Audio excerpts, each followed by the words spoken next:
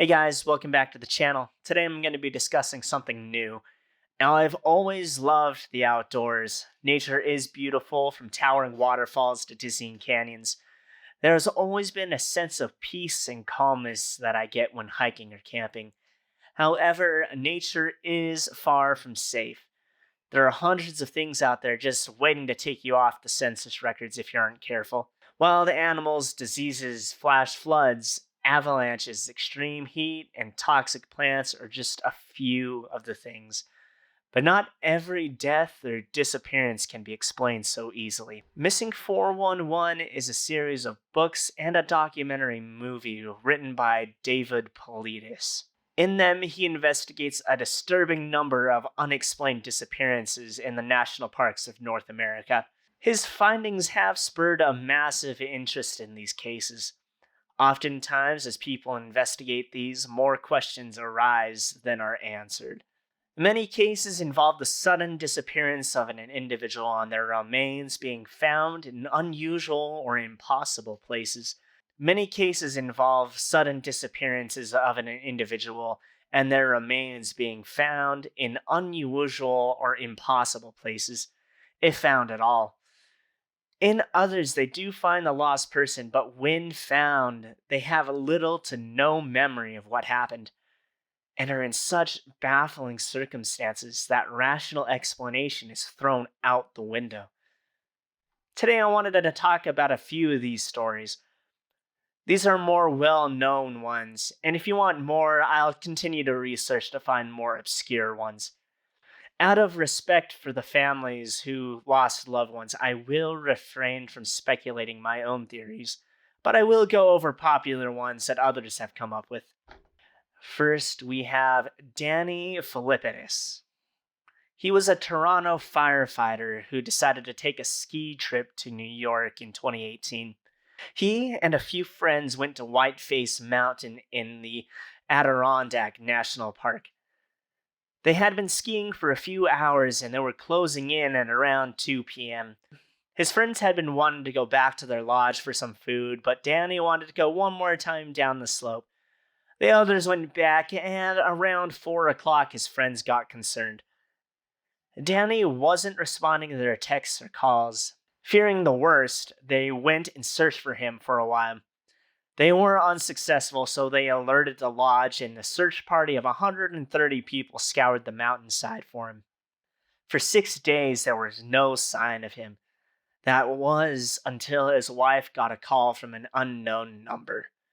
She answered, and what she heard was Danny's voice. It was frantic and staticky. He was confused and scared. Not much was said, and then he hung up. She called the number back and did reach Danny. She urged him to call 911, which he did. He reached out to the authorities and described where he was because he had no clue where he actually was located.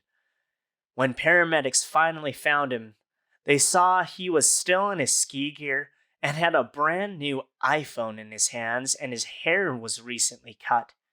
The strangest part, though, is he was found near a car rental depot in the Sacramento airport. That's right, Sacramento, California. I remind you that he was skiing in New York, or somehow in the 6 days he was missing, he disappeared from a snowy mountain in New York and was found over 3,000 miles away in warm, sunny California. He remembered nothing from the journey and had no idea how much time had passed. He's okay now and is living a regular life. Well, as regular as you can have after a situation like that. But the mystery still baffles many. The official explanation that he fell down and got a concussion while skiing. This concussion gave him severe amnesia, which he still has from time to time, and it impaired his judgment. The fact that he wasn't found by the search party initially, but was found later in California, makes others skeptical of this theory. Another popular explanation was that he was kidnapped in the back of a semi-truck, where he was hit over the head and dragged to California. Make of it what you will. The next one I wanted to discuss is 10-year-old Bobby Bishop. He was partially deaf and attending Camp St. Marlowe, a Catholic camp for boys in the Rocky Mountain National Park. In 1958, he was fishing in a stream when a camp counselor went to retrieve him for dinner. Bobby followed the counselor and they made their way back to camp. They had been walking together for a few minutes, and the counselor would glance over his shoulder every minute or so just to make sure Bobby was close by. The first few times he was right there, but when the counselor checked again, Bobby had vanished. A search effort was launched, and over 400 people searched for 9 days. Unfortunately, he was never found. There wasn't a single trace of the boy. That was until a year later. In 1959, some hikers found scraps of clothing and a broken hearing aid over 2,000 feet up the side of a nearby mountain. And for the longest time, that was all that was ever found. People started speculating. He was supposedly right behind the counselor one moment, and then the next, gone. He was only 10 and partially deaf. How could he have made the trip up to the mountainside? For the next 60 years, these questions would remain unanswered. Recently, though, in 2021, the skull of a child was discovered. It is believed that it did belong to Bobby Bishop. This, along with the fact that many of Camp St. Marlo's priests had been credibly accused of misconduct with the boys who attended the camp. This makes many believe that this wasn't some unfortunate accident, but something more malicious. To add to the situation, the person who turned in the skull actually received it from his father, who was a prominent member of the Catholic Church and friends with the person who ran the camp. He told him that the skull was that of a boy who went missing while attending the camp. Currently, DNA testing is underway with the remains, and as far as I could find, there has been no conclusive evidence suggesting that this is truly Bobby, but time will tell. Finally, in 1952, a 2-year-old Keith Parkins was spending some time at his grandfather's rural ranch in Ritter, Oregon. He was playing in the yard, and his grandfather was checking in on him every few minutes. However, when his grandfather looked into the yard, Keith had vanished. He quickly alerted the authorities, and a massive search was launched.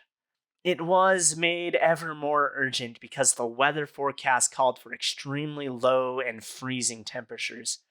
They knew that if they couldn't find him that day, they would be searching for a body. As with these things, he wasn't found, which was peculiar because how far could a 2-year-old feasibly go in such a short time? The only clue that they found was some footprints that went for a short distance before vanishing altogether. The search continued all night, and when dawn broke, they finally found the child. He was face down on a frozen pond, cold but alive. Between the pond and his grandfather's house was 8 miles of extremely rough and rugged terrain. I should mention that it was 8 miles as the crow flies. Actually, walking would have been somewhere between 15 to 20 miles. He was found without his jacket, and his clothes were torn, though he had no scratches where they had been torn. He did have scratches on his face, but when asked about it, he said that a cat scratched him. He was also asked how he got there, and he said he didn't remember. Interestingly, world-renowned survival expert and host of the show Survivor Man, Les Stroud, put it on himself to see how difficult it would be for a 4-year-old to make that journey. He started at the ranch and tried to make his way to the pond in under 20 hours, the time that Keith was missing. Les Stroud, whose literal job it was to get lost in the wilderness with the goal to reach an extraction zone in a certain amount of time, struggled to make it there in the time that Keith did. There were no signs of any adults who could have taken him there or animals who could have snatched him up, save the scratches on his face. How could a 2-year-old make that journey and survive the freezing night remains unexplained. And again, I won't be making theories, but ones I found online involve alien abduction, cryptids like Bigfoot, or even interdimensional portals. Who's to say? Anyway, these are just a few of the stories that I found on the missing 411 cases. There are so many more, and I'd love to make more videos on that. Thanks again for watching, and be sure to leave a comment with your own spooky stories or places, and let me know if you want more missing 411 stories. Be sure to hit the subscribe button down below.